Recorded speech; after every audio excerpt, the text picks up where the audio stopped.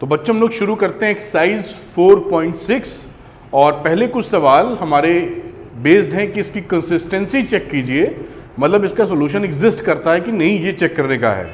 तो पहला सवाल लेते हैं, लिखा एग्जामिन द कंसिस्टेंसी, ये इक्वेशन है हमारी। अब इसको लिखने का तरीका हमें मालूम है कि किस तरह से हम लोग मैट्रिक्स के फॉर्म में रिप्रेजेंट करते हैं। तो ये कोफिशिएंट लिखते हैं 1 2 2 3, फिर यहाँ पे वेरिएबल्स यानी x और y, ये आप कई बार सीख चुके हैं, और यहाँ पर इक्वल टू के बाद का 2 3, ये मैट्रिक्स के फॉर्म में रिप्रेजेंट किया आपने ax इक्वल टू b के फॉर्म में। अब ये देखना होता है कि जो a मैट्रिक्स है, यानी ये जो मैट्रिक्स है ये a है, ये सिंगुलर मैट्रिक्स है कि नॉन सिंगुलर। तो लेट अस चेक, तरीका क्या है, डिटरमिनेंट a की वैल्यू निकाली जाए। ये रही 1 2 2 3 और 3 1 जा 3 -4 which is -1 is not equal to 0। तो ये कैसी मैट्रिक्स है, नॉन सिंगुलर। अगर ये मैट्रिक्स हमारी नॉन सिंगुलर है तो ये सिस्टम कंसिस्टेंट है विथ यूनिक सोल्यूशन।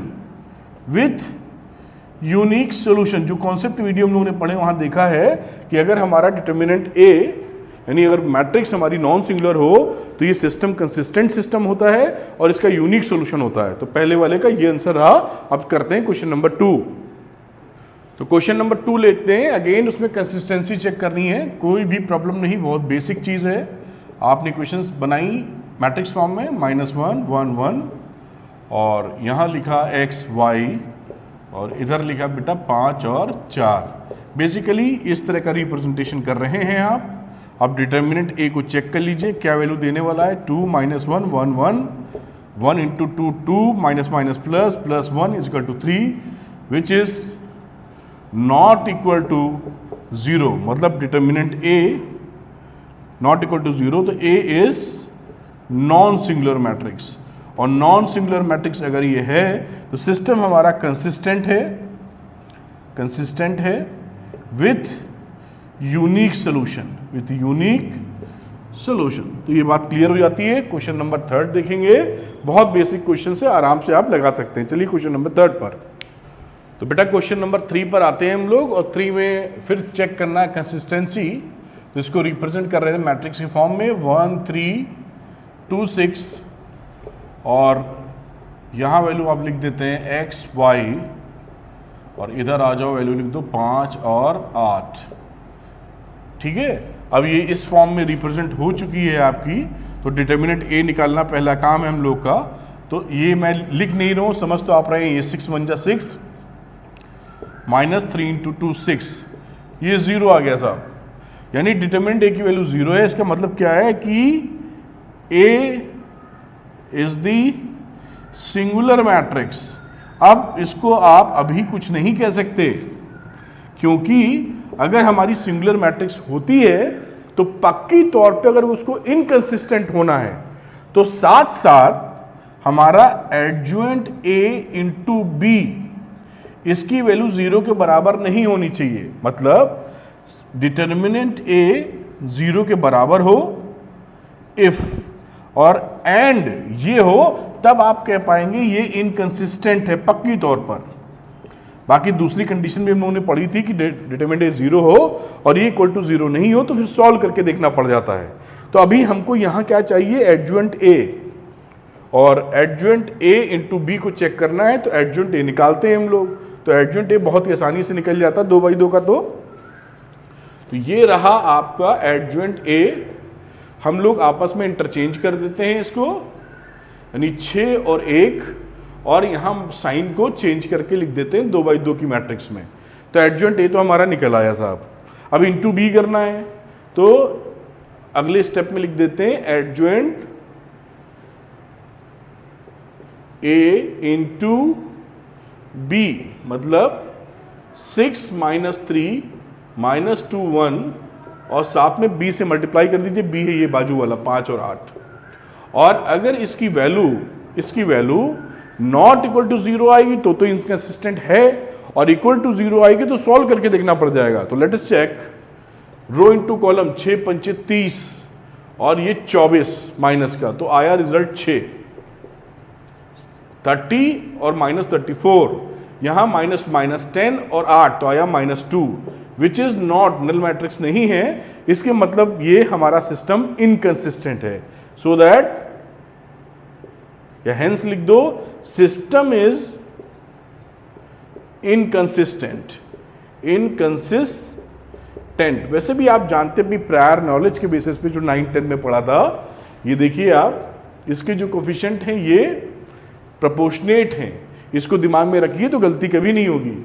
देखिए ये प्रोपोर्शनेट देख रहे हैं ना, तो 1/2 = 3/6 पढ़ रखा था ना। A1/A2 = B1/B2। तो एक ऐसी लाइन्स हो जाती है पैरेलल लाइन्स।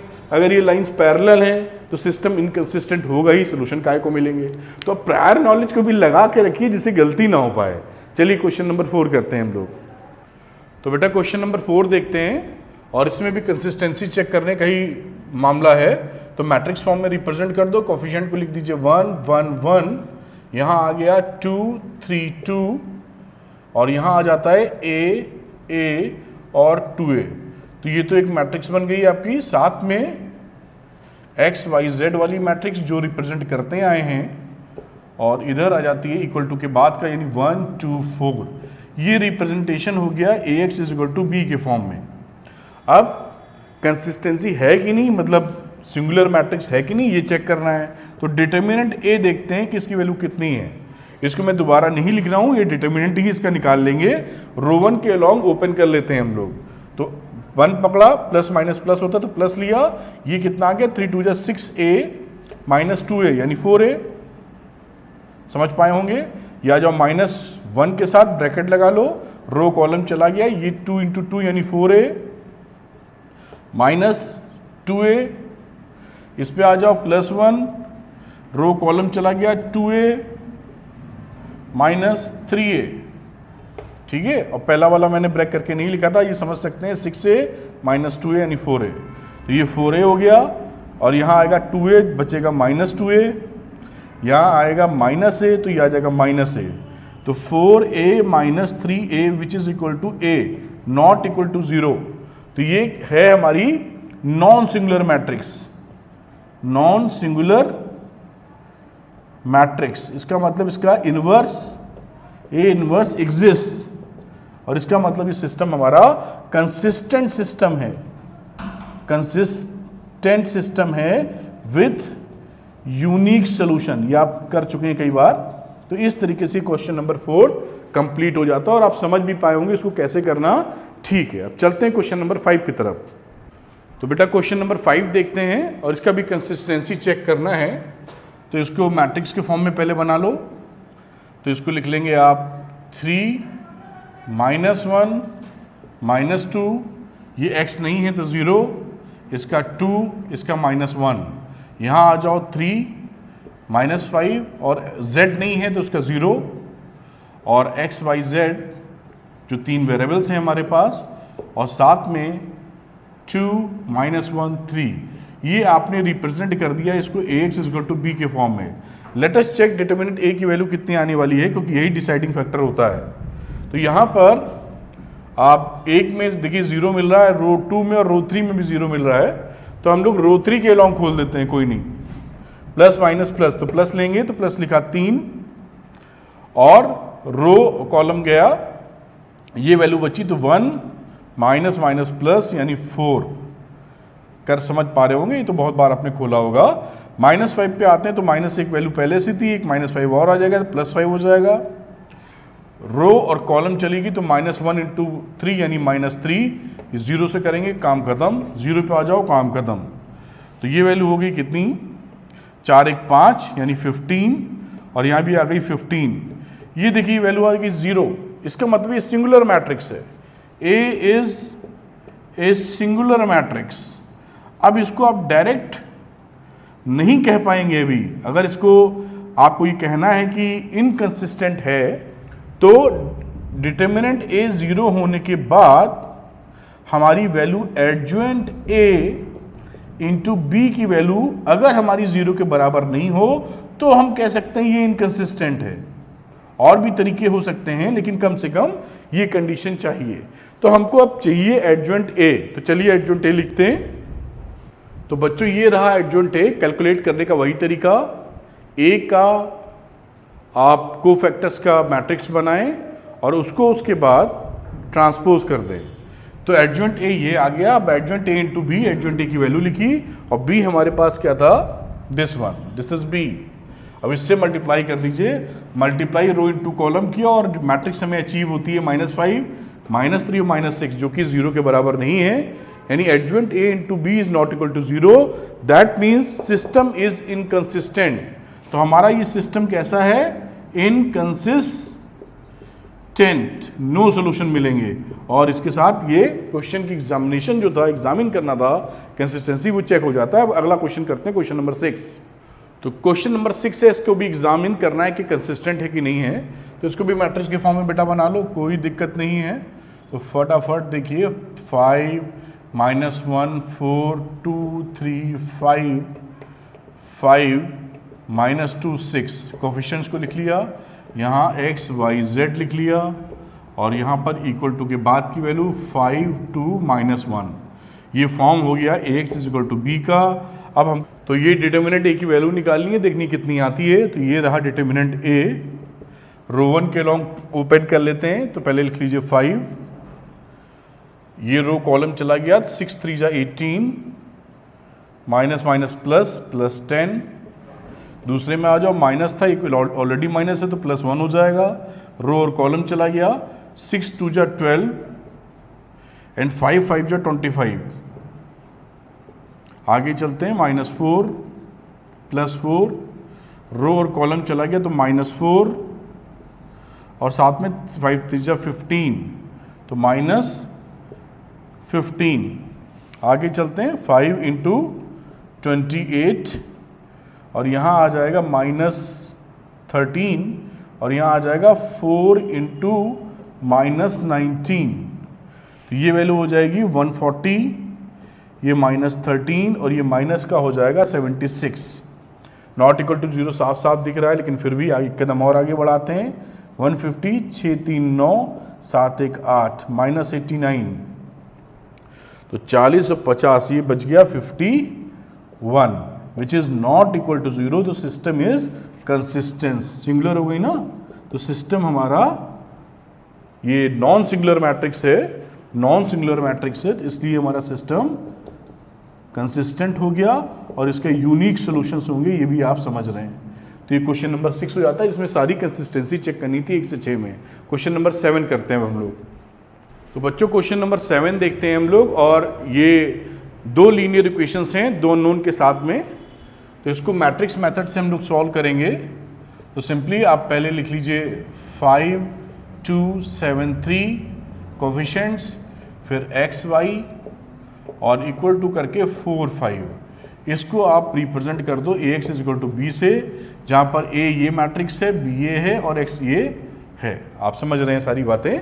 अब डिटर्मिनेंट a निकाल लेते हैं हम लोग जल्दी से, देखते हैं क्या आता है। ये आएगा 15, 5 3 15 -14 is equal to 1, which is not equal to 0।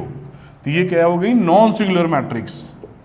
और इसका मतलब हमारे लिए क्या हुआ कि A इनवर्स इसका एग्जिस्ट करेगा, यानी ये कंसिस्टेंट है और यूनिक सॉल्यूशन है।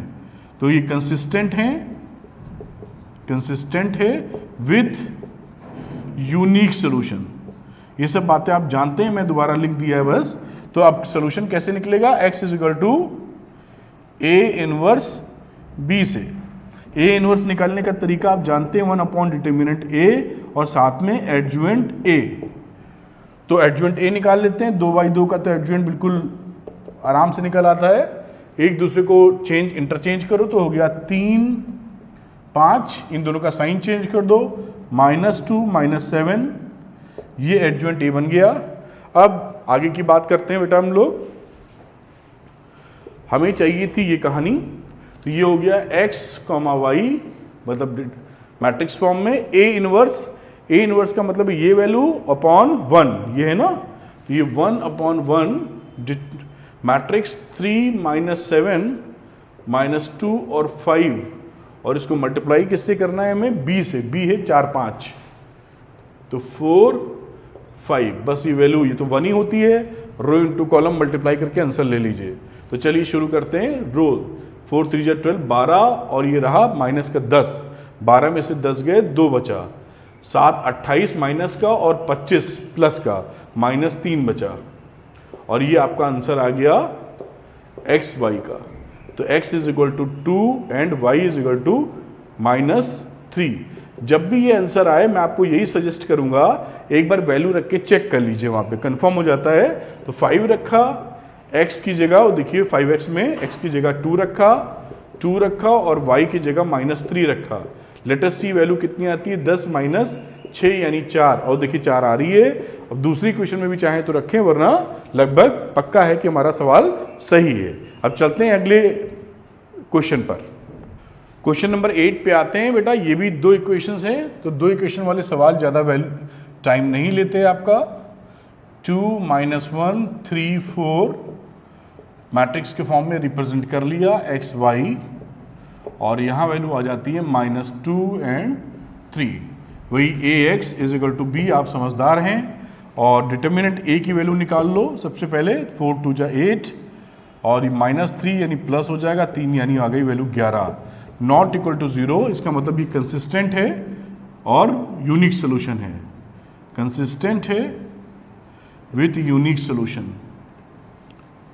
ये सब बातें आप समझ गए होंगे सारी, और इसका ए इनवर्स एग्जिस्ट करेगा। ठीक, अब ए इनवर्स एग्जिस्ट करने के लिए एडजॉइंट ए चाहिए होता है, क्योंकि फॉर्मूले तो हम लोग कई बार लिख चुके हैं इनवर्स के, 1/डिटर्मिनेंट ए और साथ में एडजॉइंट ए। तो एडजॉइंट ए निकाल लेते हैं। एडजॉइंट ए निकालने का तरीका, इन दोनों को आपस में अदला बदली करो 4 2, और इन दोनों को साइन चेंज करो +1 और -3, ये एडजॉइंट ए निकल आया। अब बात करते हैं हम लोग x की वैल्यू के लिए ए इनवर्स बी चाहिए, ए इनवर्स बी चाहिए, उस तरफ लिख लेते हैं। अब यहाँ देखिए, तो x की तरफ वैल्यू लिख दी गई है एक्स वाई, और यहाँ पर चाहिए ए इनवर्स।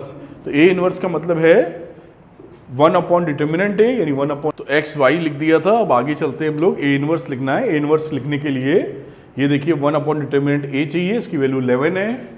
तो 1/11 एडजॉइंट ए यानी 4 1 -3 2, और साथ में b से मल्टीप्लाई करना, b है -2 3, तो -2 और 3, ये इसको लिख लिया। आप मल्टीप्लाई करके लिखते और आंसर हाथ में ले लेंगे। 1/11, 4 × 1 -8, 3 × 3 3, तो -8 में +3 जोड़ोगे तो आएगा -5। यहाँ आ जाओ, -3 × -2 हो गया प्लस का 6, और फिर हो गया 6, तो 6 + 6 हो गया 12। अब 11 से डिवाइड मार दो तो -5/11 और 12/11। तो अब यहाँ एक्स वाई की वैल्यू क्या आती दिखती है, x की वैल्यू आती दिखती है -5/11, और y की वैल्यू आती दिखती है 12/11। ये इसका आंसर हो जाएगा। जैसे मैंने आपसे बोला है, एक बार ज़रूर चेक कर लिया करिए कि वैल्यूज करेक्ट है कि नहीं। तो 2 रखते हैं और x की जगह लिखते हैं -5/11, -y है तो -12/11। लेट्स सी हमारा -2 आता है कि नहीं। तो -10/11 और -12/11 आ रहा है। तो यहाँ पर देखिए हमारी जो वैल्यू आ रही हैं, ये y कितना था 12/11,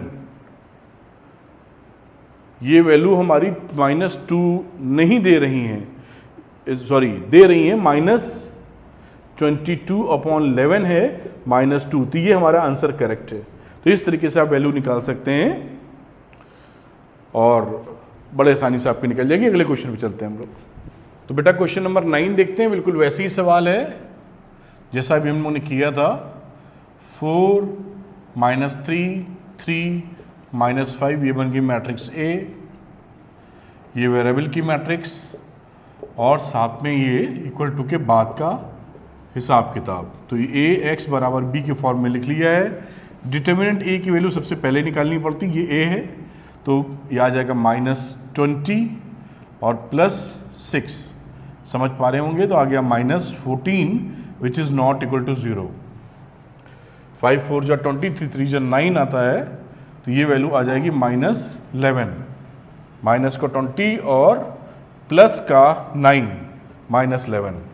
अब ये इसका मतलब क्या है, ए इनवर्स एग्जिस्ट, कंसिस्टेंट है सोल्यूशन विथ यूनिक सोल्यूशन। ठीक है, ये सब आप बात समझ चुके हैं यूनिक सोल्यूशन के साथ में। अब आगे की वर्किंग करेंगे हम लोग। हमें चाहिए ए इनवर्स, तो ए इनवर्स के लिए एडजॉइंट ए चाहिए। तो हमें फॉर्मूला पता है इसलिए हम डायरेक्ट कर रहे हैं, एडजॉइंट ए लिखते हैं और इसको आपस में अदला बदली, -5 4, इसको साइन लगा दो 3, साइन चेंज कर दो मतलब -3, ये हो गया एडजॉइंट ए।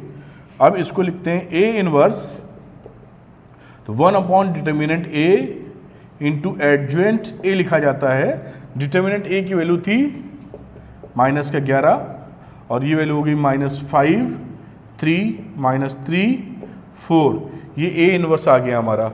अब हम जानते हैं कि इसको कैलकुलेट करने का तरीका क्या था, यूनिक सॉल्यूशंस वाला, x = A inverse b। A inverse की वैल्यू लिखी हुई है -1/11 और -5 3 -3 4, और साथ में बात करते हैं b की, यानी 3 और 7। अब इसको मल्टीप्लाई करके लिख लेंगे और आंसर हमारे हाथ में होगा। तो -15 प्लस 21, तो कितना आ गया, प्लस का 7 प्लस का 6। देखिए -15 और 21, तो 6 बचा पॉजिटिव का, फिर -9 और प्लस का 28, तो 28 में 9 घटा दो तो +19 बचा। अब वैल्यू आ जाएगी इसकी, माइनस से मल्टीप्लाई करोगे तो -6/11 और -19/11, ये वैल्यू बनी। तो x की वैल्यू क्या हो गई, -6/11 और y की वैल्यू हो गई -19/11। ये इसका आंसर हो गया। आप इसको क्रॉस वेरीफाई कर सकते हैं इस वैल्यू रख के। तो इस तरीके से क्वेश्चन नंबर 9 कंप्लीट हो जाता है। क्वेश्चन नंबर 10 करते हैं हम लोग। तो बेटा क्वेश्चन नंबर 10 पे आते हैं। ये भी बहुत बेसिक है, 2x2 की मैट्रिक्स बनेगी, तो ऐसे क्वेश्चंस काफ़ी इजी हो जाते हैं और तेज़ी से निकाल सकते हैं आप।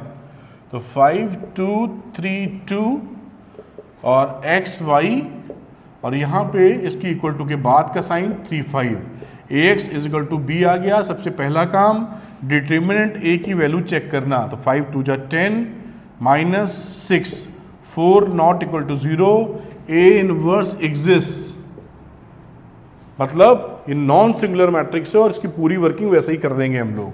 आगे चलते हैं। ए इनवर्स के लिए एडजॉइंट ए चाहिए, तो एडजॉइंट ए निकालते हैं, इंटरचेंज करेंगे इस वाले डायगोनल को। तो 2 और 5, इसका साइन बदल के लिखेंगे, -2 -3, ये एडजॉइंट ए मिल गया। अब बात करते हैं ए इनवर्स की। 1 अपॉन डिटर्मिनेंट ए, फिर एडजॉइंट ए, तो डिटर्मिनेंट ए की वैल्यू थी 4, तो 1/4 2 -3 5, ये ए इनवर्स आ चुका है। हमारा जो सोल्यूशन होगा वो ए इनवर्स बी होगा, ये हम जानते हैं। आइए अब ये x की वैल्यू हम लोग लिख देते हैं, x y और ए इनवर्स यानी 1/4 2 -3 5, और मल्टीप्लाई कर देंगे b को, b है ये मैट्रिक्स 3 और 5, 1/4 रो और कॉलम चलेंगे, तो 2 × 3 यानी 6, -2 × 5 यानी -10, 6 में -10 जोड़ेंगे -4 मिलेगा, फिर करेंगे तो -9 मिलेगा, और ये 25 मिलेगा, तो 25 में 9 घटा दीजिए आप, मिलेगा 16, वो भी पॉजिटिव का। अब 4 से डिवाइड कर दीजिए, -1/4, तो x की वैल्यू कितनी हो गई, -1, y की वैल्यू हो गई 4, और ये इसका आंसर हो गया। अब इसकी वैल्यू क्रॉस चेक करने के लिए वैल्यू पुट कर दीजिए, -1 डालेंगे तो -5 और 8 3 आ रहा है, यानी सही है। क्रॉस वेरिफिकेशन भी जरूर कर लीजिएगा। तो क्वेश्चन नंबर 11 पे चलते हैं अब। तो बच्चों क्वेश्चन नंबर 11 देखते हैं हम लोग, और यहाँ पे 3 इक्वेशंस आ गई हैं, 2x + y + z = 1 and so on. अब यहाँ पर जब हम मैट्रिक्स फॉर्म बनाएंगे तो यहाँ देखिए सेकंड इक्वेशन में यहाँ 3/2 लिखा है, तो आप इसको लिख के यहाँ 3/2 मत यूज कीजिएगा, वरना कैलकुलेशन मुश्किल हो जाएगा थोड़ा। अगर हमारे पास ऐसा कोई रास्ता है जिससे कैलकुलेशन मुश्किल ना हो तो ज़्यादा बेटर है। तो आप इसको 2 से मल्टीप्लाई कर लीजिए इक्वेशन को। जब इसको 2 से मल्टीप्लाई कर लेंगे तो इक्वेशन क्या बन जाएगी, 2x - 4y - 2z = 3। इस इक्वेशन को यूज करेंगे अब हम लोग। तो ये पहली इक्वेशन, ये हमारी दूसरी और ये हमारी तीसरी, इन तीनों को लेके फॉर्मेशन कर दीजिए 2 1 1, और इसका देखिए 2 - 4 - 2 0 3 - 5 इसका हो गया। यहाँ पर x नहीं था, देखिए x नहीं है ना, तो उसकी जगह 0 पुट कर देंगे। या आप सोचें तो 0 × x ऐसे लिखा है यहाँ पर, ऐसा भी सोच सकते हैं, अदरवाइज इतना तो आपको आ ही गया होगा। अब x y z लिख दिया, यहाँ पर 1 3 और 9 वैल्यू पुट कर दी। ये x = b के फॉर्म में है, a को कैलकुलेट कर लो। डिटर्मिनेंट a कैलकुलेट करोगे 68 वैल्यू आएगी, which is not equal to 0। Non singular matrix है, a इनवर्स एग्जिस्ट करता है। अब a इनवर्स निकालने के लिए फॉर्मूला होता है 1 डिटर्मिनेंट a × एडजॉइंट a, यानी एडजॉइंट a निकालना है। एडजॉइंट a निकाल लिया आपने मैट्रिक्स का। कैसे निकालते हैं?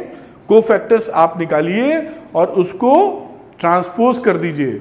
थोड़ा उसमें कैलकुलेशन में समय लगेगा, बाकी कोई भी नई कॉन्सेप्ट नहीं है, इसलिए आप अपने रजिस्टर में करके मैच कर सकते हैं।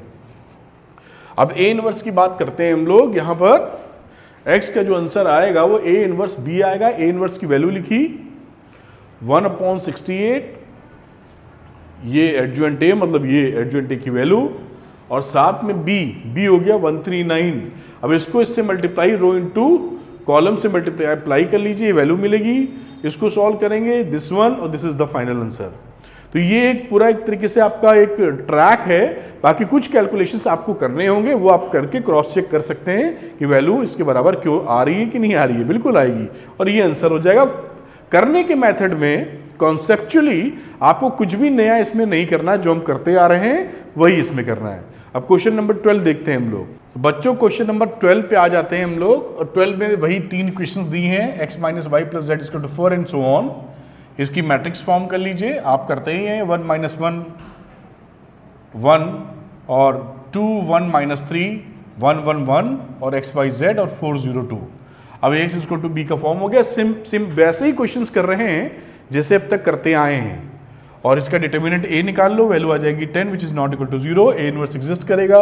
a इनवर्स निकालने का तरीका 1 determinant a into adjoint a। Adjoint a निकालने का तरीका आप निकाल लीजिएगा, कोफैक्टर निकालिए, ट्रांसपोज कर दीजिए, वर्किंग है थोड़ी सी, कर लीजिएगा। ये एडजॉइंट a मिल गया।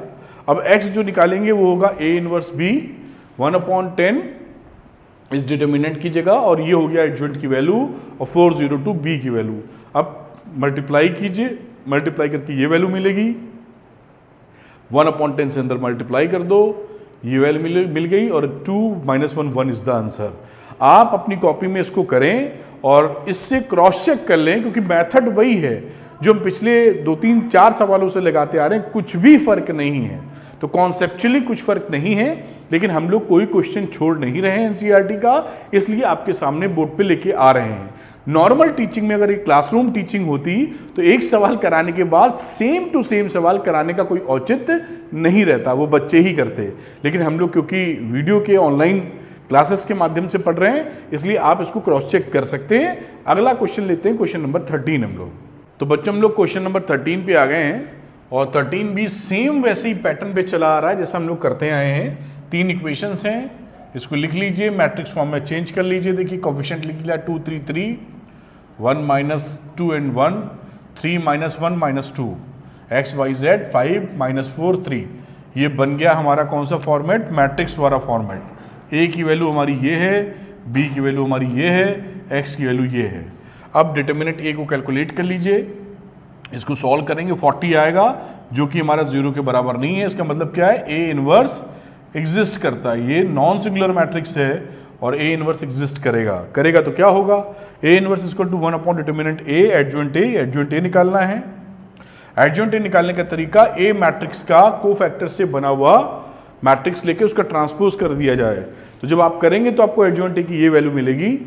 अब x equal to a inverse b होता है, तो a इनवर्स का मतलब है 1 डिटर्मिनेंट a, डिटर्मिनेंट की वैल्यू आई 40, तो 1/40 और मैट्रिक्स फॉर्म में इसकी वैल्यू डाल दी 539, जो मैट्रिक्स थी हमारे पास, और b का मैट्रिक्स आ गया यहां से 5 - 4 3।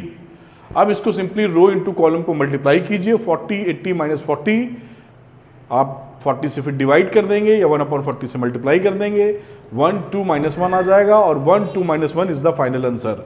जब भी आंसर निकले, जैसे मैं बता रहा हूं कि एग्जामिनेशन में एक बार कुछ सेकंड्स लगते हैं, क्रॉस वेरीफाई कर लीजिएगा जिससे आप श्योर हो जाएं आपका सही है। जैसे ही क्रॉस वेरीफाई करेंगे सही आएगा, आपका नंबर पक्के। तो ये 13 क्वेश्चन हो जाता है। क्वेश्चन नंबर 14 की तरफ चलते हैं। क्वेश्चन नंबर 14 पे आते हैं। सेम वैसे ही क्वेश्चन करते आ रहे हैं जैसा अब तक किया हुआ है। तो देखिए ये 3 इक्वेशंस लिखी हुई हैं, इसको मैट्रिक्स फॉर्म में रिप्रेजेंट कर लीजिए। कोफिशिएंट के साथ 1 -1 2, 1 -1 2, 3 4 -5, 3 4 -5, 2 -1 3, x y z, और ये वैल्यू हो गई इधर की x = b। इस ये a है, इस डिटर्मिनेंट a का वैल्यू निकालो, 4 आ जाएगा जो कि इक्वल 0 के इक्वल नहीं है। ये नॉन सिंगुलर मैट्रिक्स हो गई, a इनवर्स एग्जिस्ट करेगा। अब a इनवर्स की वैल्यू होती है 1/डिटर्मिनेंट a adjoint a। Adjoint a को कैलकुलेट कर लीजिए, कोफैक्टर से बना के ट्रांसपोज कर लीजिए, ये वैल्यू मिल जाएगी। अब आंसर आएगा x = a इनवर्स b से। तो a इनवर्स की वैल्यू रखी 1/4, ये 4 था ना, तो 1/4, और एडजॉइंट a की वैल्यू रखी दिस वन, और ये वैल्यू आ गई आपकी 7 - 5 12। इसको मल्टीप्लाई करके लिख दीजिए, 8 4 12, 4 से डिवाइड कर दिया, 2 1 3, और 2 1 3 इज द आंसर। और ये आप वैल्यू पुट करके क्रॉस चेक कर सकते हैं। ये जो भी सवाल 3 4 5 सवाल लगाएं एग्जैक्टली सेम है, सेम वर्किंग है, नो न्यू कॉन्सेप्ट, कुछ भी बदलाव नहीं है। लेकिन क्वेश्चन कोई छोड़ना नहीं है, इसलिए आपके सामने इसको लेके आ रहे हैं। अब चलते हैं क्वेश्चन नंबर 15 की तरफ। तो बच्चों क्वेश्चन नंबर 15 पे आ गए हम लोग, और 15 पे बोलता है, इसने क्वेश्चन कहता है कि if a = this one find a inverse. हमें इसका a इनवर्स वैल्यू निकालना है, और उसके बाद एक इक्वेशन दी है, सिस्टम ऑफ इक्वेशंस, ये इक्वेशंस लिखा हुआ है, ये इक्वेशंस दी है, और इसको सॉल्व करना है a इनवर्स के मेथड से या इनवर्स का यूज करते हुए, यूजिंग a इनवर्स। तो देखिए यहां पर ध्यान से देखिए, 2 - 3 5, 2 - 3 5, 3 2 - 4, 3 2 - 4, 1 1 - 2, 1 1 - 2। तो ये इसका इनवर्स ऑलरेडी निकलवा रहा है, जो हम इक्वेशन बनाते थे उसमें यही बात बोल रहा है, तो हम यूज कर लेंगे। तो a इनवर्स निकालने के लिए डिटर्मिनेंट a निकालो, -1 वैल्यू आती है, यानी a इनवर्स एग्जिस्ट करेगा नॉन सिंगुलर मैट्रिक्स से। एडजॉइंट a निकालिए, एडजॉइंट a निकालेंगे आप, कोफैक्टर ले लीजिए a का और उसको ट्रांसपोज कर दीजिए, ये वैल्यू मिल जाएगी।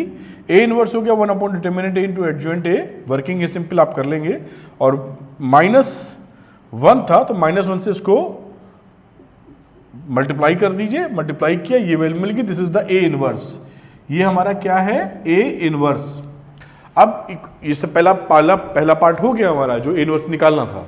अब दूसरे में बोला है कि क्वेश्चन को सॉल्व करना है, तो इसको x = b के फॉर्मेट में लिख लिया।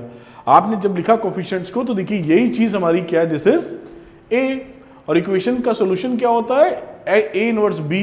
a इनवर्स ऑलरेडी हम फाइंड कर चुके हैं ये, तो यहां पर a इनवर्स की वैल्यू रख दीजिए और b साथ में लगा हुआ है। देखिए हर सवाल में अब इसको रो इनटू कॉलम से मल्टीप्लिकेशन दीजिए, 1 2 3 आ जाएगा। ये x का मतलब वेरिएबल्स x y z, और x के लिए 1 2 3, इस तरह से आपको आंसर अचीव हो जाएगा। कुछ भी नया कॉन्सेप्ट नहीं है, बहुत आसान तरीके से क्वेश्चन नंबर 15 कर सकते हैं। अब हम लोग चलते हैं क्वेश्चन नंबर 16 पर। तो बेटा हम लोग क्वेश्चन नंबर 16 पे आ गए हैं, जो कि एक्सरसाइज का आखिरी सवाल है, और सेम वर्किंग है, बस लैंग्वेज वाला क्वेश्चन है, और लैंग्वेज वाले क्वेश्चन में थोड़ा रीडिंग हैबिट होनी ज़रूरी होती है, जिससे आप इक्वेशन फॉर्म कर सकें। तो देखिए इसमें लिखा the cost of 4 onions, 3 kilogram wheat and 2 kg rice is ₹60। Onions, wheat और राइस की बात चल रही है, तो हम क्या करते हैं, let per kg cost of onion, wheat and rice be x rupees, y rupees, z rupees मांग लेते हैं। ये सारी x y z वैल्यू किस में है, रुपीज के अंदर, ठीक है। अब शुरू करते हैं। 4 ओनियन की कॉस्टिंग क्या हो गई, 4 × x, 3 किलोग्राम व्हीट की 3 × y, 2 किलोग्राम चावल की, राइस की 2 × z, कितनी है, 60 रुपीज। पहली इक्वेशन फॉर्म हो गई। देखिए बड़ी बेसिक इक्वेशन है। The cost of 2 kilogram onion, 4 kilogram wheat और 6 किलोग्राम राइस को जोड़ा 90 रुपए का। इक्वेशन नंबर 2 फॉर्म हो गई। The cost of 6 kilogram onion, 2 kilogram wheat और 3 किलोग्राम राइस को जोड़ा तो 70 रुपीज हो गई। ये तीसरी वैल्यू आ गई बेटा, तीनों इक्वेशन बन गई। अब कह रहा है find cost of each item पर किलोग्राम बाय मैट्रिक्स मेथड। तो मैट्रिक्स मेथड लगा देंगे, इक्वेशन मिल चुकी है। इस लैंग्वेज को देने का काम इतना था कि इसको समझ के आप इक्वेशंस बना पाएं, और सॉल्व करने का मेथड तो हम पिछले 5-7 सवालों से सेम मेथड को अपना ही रहे हैं। अब यहां पर क्या कीजिए, इसको मैट्रिक्स फॉर्म में रिप्रेजेंट कर लीजिए, 4 3 2 4 3 2 2 4 6 6 2 4 3, कोफिशिएंट्स को x y z और इक्वल टू के बाद की values 60 90 70, x equal to b के फॉर्म में रिप्रेजेंट हो गया। अब डिटर्मिनेंट a सबसे पहले निकालना जरूरी होता है, ये जाने की सिंगुलर है कि नॉन सिंगुलर। डिटर्मिनेंट a को कैलकुलेट किया, 50 वैल्यू आ गई, यानी ये नॉन सिंगुलर है, a इनवर्स हमारा एग्जिस्ट कर रहा है। अब एडजवेंट a निकालिए, इसके कोफैक्टर लीजिए, ट्रांसपोज कर दीजिए, एडजवेंट a आ जाएगा। x की वैल्यू होगी, x का मतलब वेरिएबल्स की, a इनवर्स x मैट्रिक्स है ये, a inverse into b, a inverse क्या हुआ 1 अपॉन डिटर्मिनेंट a यानी 1 अपॉन 50 इंटू एडजवेंट a, ये हो गया इतना a इनवर्स, और b की वैल्यू क्या हो गई 60 90 70, मल्टीप्लाई करके लिखिए, मल्टीप्लाई करके लिखा इसको तो 250 400 400 आया, फिर इसको 50 से डिवाइड कर दिया तीनों को, 5 8 8 आ गया। x y z मैट्रिक्स हमारी बराबर हो गई, यही हमारी मैट्रिक्स थी कैपिटल X, जिसको मैट्रिक्स के फॉर्म में लिख रहे थे, 5 8 8, तो x की वैल्यू हो गई 5 रुपीज, y की वैल्यू होगी 8 रुपीज, सारी वैल्यूज रुपीज में है, और z की वैल्यू होगी 8 रुपीज। x हमारा था ओनियन के लिए, तो ओनियन की कॉस्टिंग 5 रुपए, और इसी तरीके से बेटा ये व्हीट था y वाला, और z वाला हमारा राइस था। तो ये तीनों की पर केजी कॉस्ट हमारी इस तरीके से निकल आई, और ये पूरी एक्सरसाइज के हर सवाल को हम लोगों ने एक्सप्लेन किया है, केवल इसलिए कि आपकी भरकस मदद हो सके। उम्मीद करता हूं कि इन वीडियो का आप अपनी पढ़ाई में खूब हेल्प लेंगे और बहुत अच्छे नंबर लेके आएंगे। Wish you all the best, best of luck.